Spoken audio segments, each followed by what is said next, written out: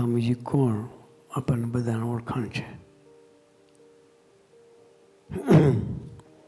શું માનીને જીવતા હતા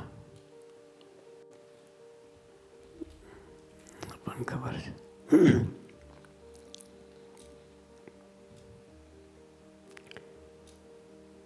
કોણે ખબર છે, કેવા એ ડૂબ્યા નથી આપણે. ઉત્તમ નારાયણ હોય એનું ઐશ્વર્ય સામર્થ્ય કેવું હોય?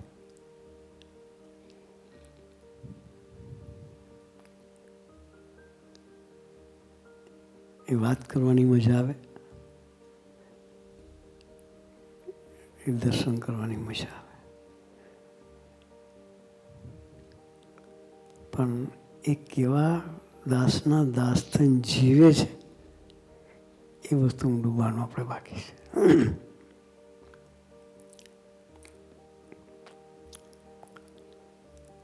સ્વામીજી સાથે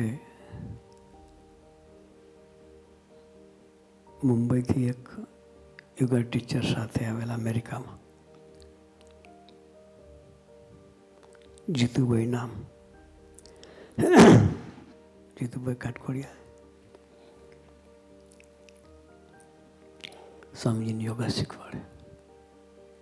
વિચરમાં સાથે આવેલા અમેરિકાના વિચરમાં.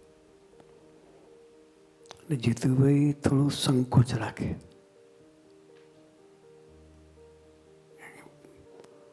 સ્વામીજીને આપણે જે માની છે એ રીતે માનતા હોય એટલે સૂચન કરવું હોય મર્યાદા રાખે બિચારા, કહે નહીં.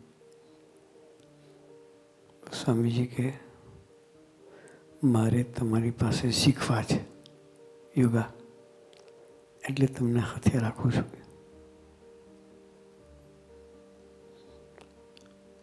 વિદ્યાર્થી તરીકે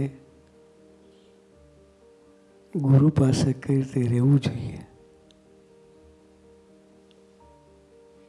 જેની પાસે તો કંઈક મેળવવું છે એની આગળ આપણો હલનચલન કેવું હોવું જોઈએ એનું સરસ દર્શન સમજી કરાય. કે મારે તમારી પાસે શીખવું છે, મારી ભૂલ થાય તો મને ખખડાવવાનો, ટોકવાનો, કે તો મને મારી ભૂલ ખ્યાલ આવે કે અહીંયા બેઠા છીએ આપણે ગુરુ શિષ્ય, તમારા ગુરુ હું તમારો શિષ્ય. કે આપણે ગુરુ સ્થાને હોય ને કોઈને ગુરુ બનાવવાના હોય તો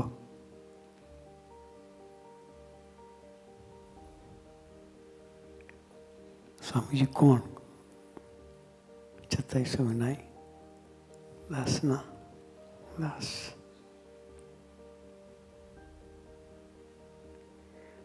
અનંત ઐશ્વર્ય હતું, અનંત સામર્થ્ય. એકવાર ફ્રાન્સથી કોઈ કપલ આવેલું પારસીપાની મંદિરે, અરુણમાં બેઠા છે. શંકરી અને કંઈક જોન્સ નામના કે બે જણા કપલ આવેલું. મંદિરમાં બધું દર્શન ને ઇન્ટ્રો મામાએ કરાવી. પછી દિવાલમાં બધી મૂર્તિઓ. પછી મામાએ પૂછ્યું કે તને આ બધી મૂર્તિઓમાં સૌથી વધારે કઈ મૂર્તિ ગમી? એમ. એ તો નવો માણસ છે, એ કોઈને ઓળખતો નથી, ફર્સ્ટ ટાઈમ મંદિરમાં આવે છે. કોણ સ્વામીજી એને ખબર નથી.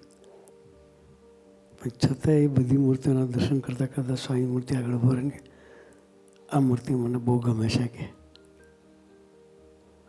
એ ખેંચાણ હતું એનું મામાને. બરાબર મામા? સાક્ષી છે મામા. એવા પુરુષ એક બાજુ એની સુપ્રીમસી એવી, એટલા બધાની વચ્ચે પણ એ પેલી વ્યક્તિ ત્યાં જ ઊભી રહે. બીજી બાજુ સ્વામી દાસ હતો એવું. પેલા ભગતને કહે છે તારે મને ખખડાવવાનો, મારી ભૂલ બતાવવાની. મારે તારી પાસે શીખવું છે. એ ગરજ, એ ગરજુ થયા, એ ગુલામ થયા, એ દાસના દાસ થયા.